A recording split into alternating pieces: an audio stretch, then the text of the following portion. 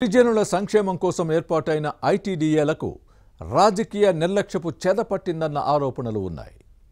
పాలకులు అధికారుల నిర్వాకంతో పార్వతీపురం మన్యం జిల్లాలో అణగారిన జాతుల అభ్యున్నతికి గ్రహణం పట్టింది. వచ్చే నిధుల్ని తెచ్చుకోలేదు.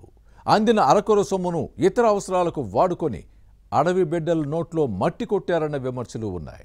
వైసీపీ పాలనలో పడిన అవినీతి బీజం మొక్కగా మొలిచి చెట్టై ఓట వృక్షంగా మారిందని అంటున్నారు. ఫ్యాన్ పార్టీ 5 ఏళ్ల పాలనలో ఒకేసారి పాలకవర్గం సమావేశం జరిగిందంటే సంస్థ పరిస్థితి ఎలా ఉందో అర్థం చేసుకోవచ్చు.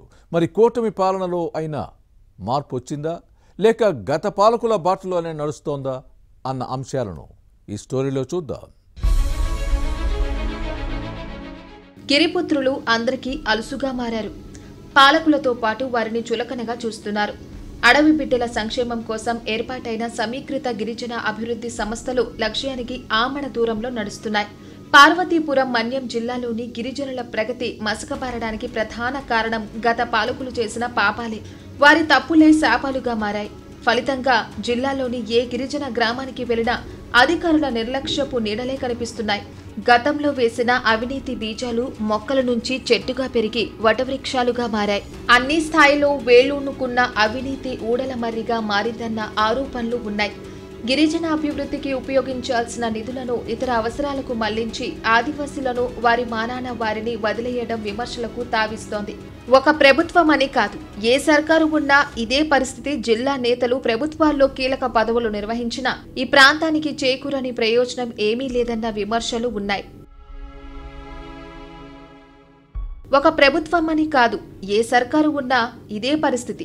జిల్లా నేతలు ప్రభుత్వాల్లో కీలక పదవులు నిర్వహించినా ఈ ప్రాంతానికి చేకూరని ప్రయోజనం ఏమీ లేదన్న విమర్శలు ఉన్నాయి. వైసీపీ పాలనలో పాముల పుష్ప శ్రీవాణి ఉప ముఖ్యమంత్రిగా పనిచేసిన జిల్లాకు పెద్దగా ఏమేలూ జరగలేదు. పుష్ప శ్రీవాణి తర్వాత అప్పటి సాలూరు ఎమ్మెల్యే పీడిక రాజన్న దొరకు డిప్యూటీ సీఎంగా బాధ్యతలు నిర్వహించిన ఒరిగిందేమీ లేదన్న విమర్శలు ఉన్నాయి. నిబంధనల ప్రకారం ప్రతి 6 నెలలకు ఒకసారి ఐటీడీఏ పాలక మండలి సమావేశం జరగాలి. కానీ జగన్ జమానా 5 ఏళ్లలో ఒకసారి మాత్రమే భేటీ జరిగిందంటే గిరిజనుల కష్ట సుఖాల పట్ల అప్పటి పాలకులకు ఎంత శ్రద్ధ ఉందో అర్థం చేసుకోవచ్చు. గిరిజన ప్రాంత అభివృద్ధికి తీసుకోవాల్సిన చర్యలపై తీర్మానాలు చేసి కేంద్ర రాష్ట్ర ప్రభుత్వాల నుంచి నిధులు రాబట్టాలి. వచ్చిన నిధులు ఏ పనులకు ఉపయోగించాలన్న అంశంపై చర్చించి నిర్ణయాలు తీసుకోవాలి. కానీ అలాంటివేమీ జరగలేదు. గిరిజనులు వైసీపీని ఆదరించినప్పటికీ అప్పటి పాలకులు వారి నోట్లో మట్టే కొట్టారన్న విమర్శలు ఉన్నాయి. జిల్లాల పునర్విభజన తర్వాత ఐటీడీఏ నిధులను ప్రభుత్వ కార్యాలయాల ఏర్పాటుతో పాటు వాటిలో మౌలిక సదుపాయాల కల్పనకు వాడడంపై అప్పట్లో పెద్ద రగడే జరిగింది. ఉన్న భవనం ఐటీడీఏ ఆఫీస్కు అంత అనువుగా లేదని 2014 నుంచి 2019 మధ్య అధికారంలో ఉన్న టీడీపీ ప్రభుత్వం భావించింది. కొత్త బిల్డింగ్ను నిర్మించింది. కానీ వైసీపీ ప్రభుత్వం వాటిని జిల్లా కలెక్టరేట్ కోసం వాడుకుంది. మిగిలిన కార్యాలయాల ఏర్పాటుకు ఐటీడీఏ నిధులనే ఖర్చు చేశారు. ఈ వ్యవహారంలో సొమ్ము చేతులు మారిందన్న ఆరోపణలు వచ్చినా ఎవరూ పట్టించుకోలేదు. గిరిజనుల అభ్యున్నతికి ఉపయోగించాల్సిన నిధులు పక్కదారి పట్టాయి. ఎవరైనా లెక్కలు అడిగితే సమాధానం చెప్పే దిక్కు లేకుండా పోయింది.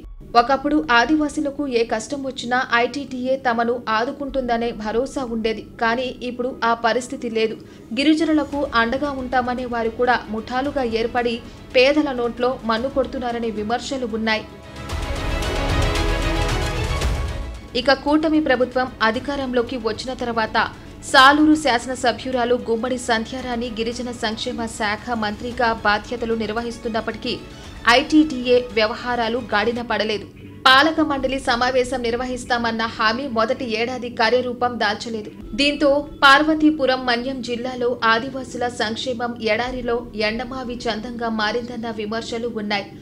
ఐటీడీఏపై సంధ్యారాణి ముద్ర కనిపించకపోతే వైసీపీ ప్రభుత్వానికి కూటమి సర్కారుకు తేడా ఏముంటుందనే వాదనకు బలం చేకూరక ముందే చర్యలు చేపట్టాలని ఈ ప్రాంత ప్రజానీకం కోరుతోంది.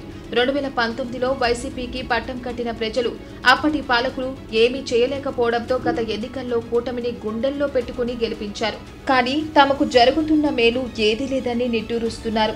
ఐటీడీఏలో అందిన వారికి అందినంత అనే ప్రచారానికి స్వస్తి పలకాల్సిన అవసరం ఎంతైనా ఉందంటారు. అడవి బిడ్డల సంక్షేమానికి పునరింకితం కావాలి. మరి కూటమి సర్కార్ ఈ దిశగా చర్యలు తీసుకుంటుందో లేక ఫ్యాన్ పార్టీ ప్రభుత్వంలా మిగిలిపోతుందో చూడాలి.